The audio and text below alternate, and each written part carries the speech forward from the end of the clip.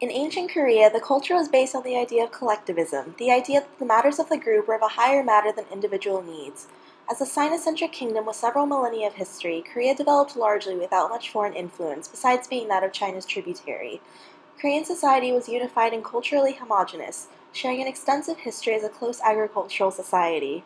They consider themselves to be one of the last true civilizations standing, as other countries gave way to the supposed Western barbarians. Confucian civilization promoted Wijong Choksa, protect the orthodox to repel the heterodox. Eastern and Western concepts of civilization have fundamental differences which greatly impact identity. Both have a dichotomy of civilized versus barbarian and claim ethnocentric superiority. However, while the Eastern notion of civilization allowed any people that accepted Chinese ideology to rise to a civilized status, European imperialism innately held its assimilated newcomers to an otherness, a feeling that they could never become equals with those who led them out of their barbarian ways. The Japanese were the first East Asian nation to embrace Western ways as true civilization. Once Japan identified with the West, they claimed themselves to be a model civilization and attempted to drag their annexed Korea into it as well. The rapid prosperity of Meiji Japan compared to rapid decline of the Chinese dynasty only seemed to prove their point. In addition, due to increased literacy during the Enlightenment period, media allowed for public discourse. Since major newspapers such as Dongnip Shinmun was run by influential Koreans who'd studied in America, they tended to push for acceptance of Western ways.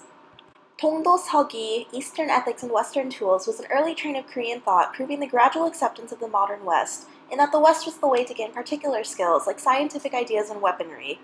However, the Tongak religion rose as backlash to Westernization, promoting the purity of Korean culture. In fact, much of the political conflict during modernization stemmed from the clash between resistance and reception to Japanese filtered Westernism, like the Kapshinkuan Kabul reforms. The Protectorate Treaty of 1905 finally brought Korea under Japanese control, and the complete end of the Korean monarchy came about in 1910. Japanese colonization of Korea is unique in comparison to that of the West, in that colonized inhabitants share a common cultural heritage and ancestry with their imperialists. This cultural affinity pushed Japan for assimilation of the people. The concept of Naisenitai, Korea and Japan as one body, proved this hope, and encouraged concentrated indoctrination of Koreans into Japanese ways. Japan wanted to colonize the minds of Koreans, in the hope that they would abandon their indigenous identity and truly become one. During the many centuries of being the hermit kingdom, Koreans didn't have to deal with the race tensions of otherness. They merely understood themselves to be Korean as compared to nearby nations. However, on a global scale, they were now being clumped as Asian with their neighboring countries by the more powerful white Western Hemisphere. It was a different facet of identity to consider. While Koreans understood the bond they shared with the Japanese as being of East Asian descent, they did not want to be absorbed and erased of their own culture, yet this was exactly what Japan was trying to do with their imperialistic intentions. Group identity is partially formed with the impact of history. Political repression, economic exploitation, and debilitating cultural policies took their toll during colonization. However, the attempted ethnocide by the Japanese to erase Korean identity proved largely unsuccessful, having the completely opposite effect. Koreans bonded together to preserve their cultural heritage. Although the ideologies of Koreans deviated during and after Japanese colonialism, these dark days served as the trigger for igniting the transformation of contemporary Korean identity. It was the push needed to change from the hermit kingdom's sameness into an identity that could thrive and make itself known on a global scale. Korean identity can also be defined by its vast and diverse culture, which is the physical and moralistic backbone of identity to any ethnicity.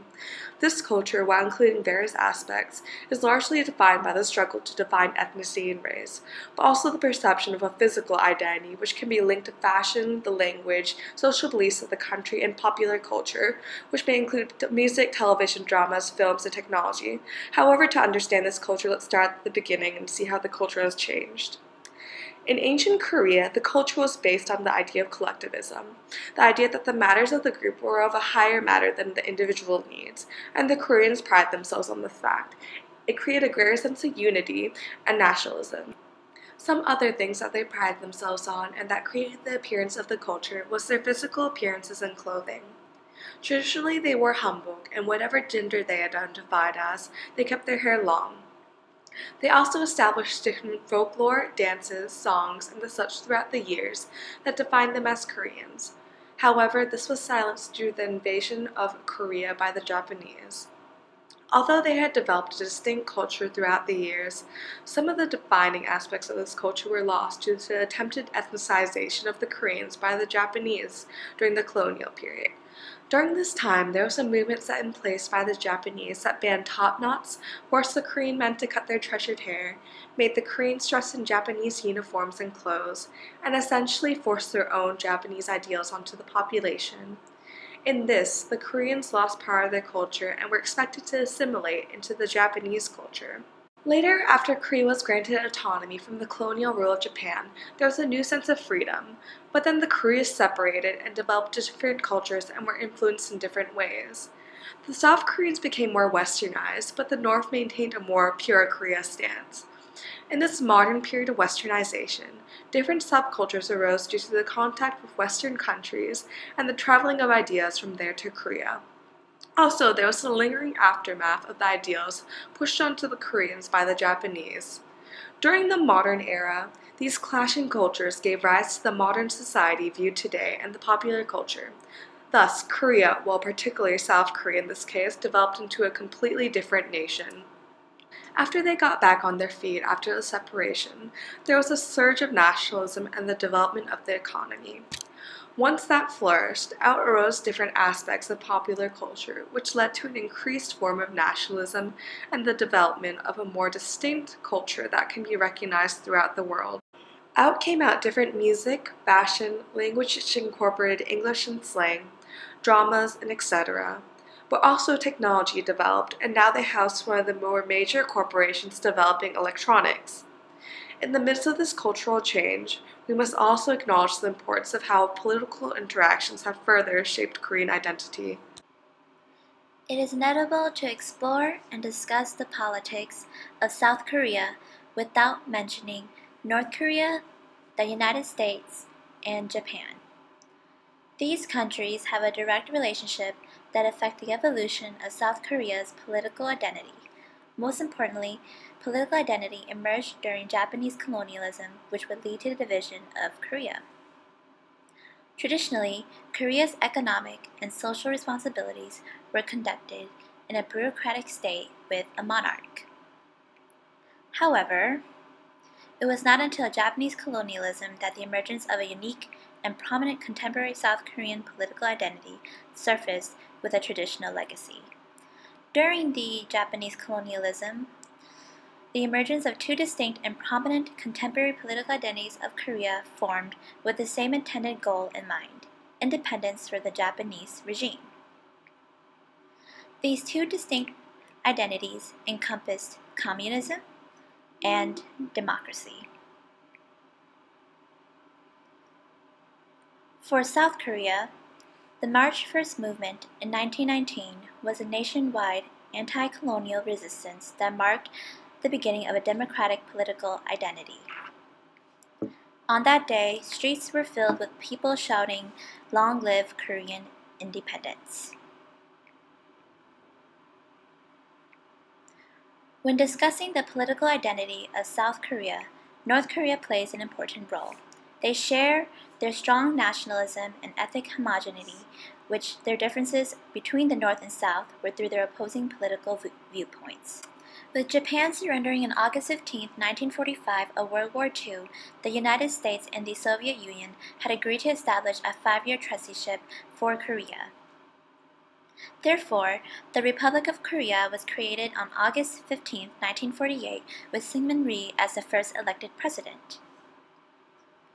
The division of North and South Korea would result in the battle between communism and democracy for the purpose of reunification during the Korean War. This would lead to mutual hatred and suspicion.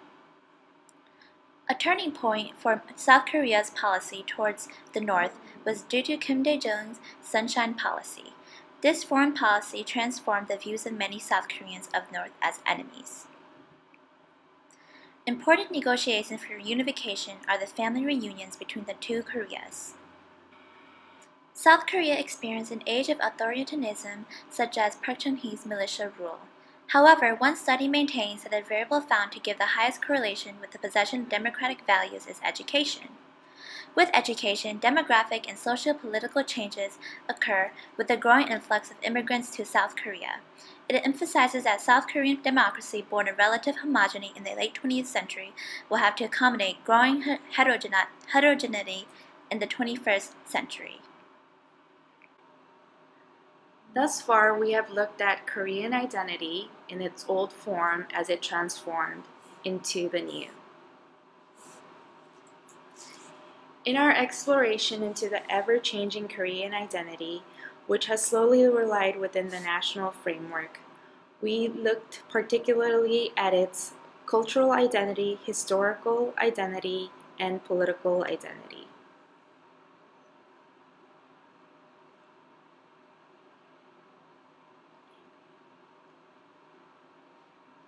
It is important to analyze the transformation of Korean identity within the realms of a national boundary.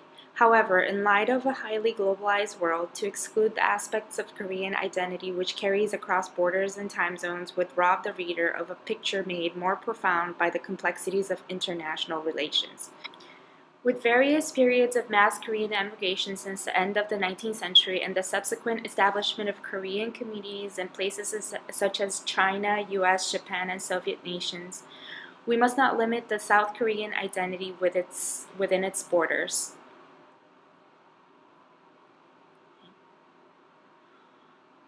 What's in a name? To start, the variety of nomenclatures throughout the world suggests a changing Korean identity in the international arena. In different parts of the world, Korean and Korean communities are referred to as different names. For example, in China, Koreans are referred to as Choseonjok, which translates to Choseon tribe. In Japan, they're referred to as Zainichi, which translates to foreigner staying in Japan. In the US, they're Hanin, Korean person, or in Soviet countries, they are referred to as Koryo Saram. The interaction between Korean immigrants within different nations has created a dynamic identity that has shaped culture by way of names attributed to Koreans living in different parts of the world, as well as a slew of interpretation on a varied Korean cuisine. To conclude, with the imposition of Japanese colonialism and their efforts to impose a Japanese culture upon the Koreans, a contemporary Korean identity was born.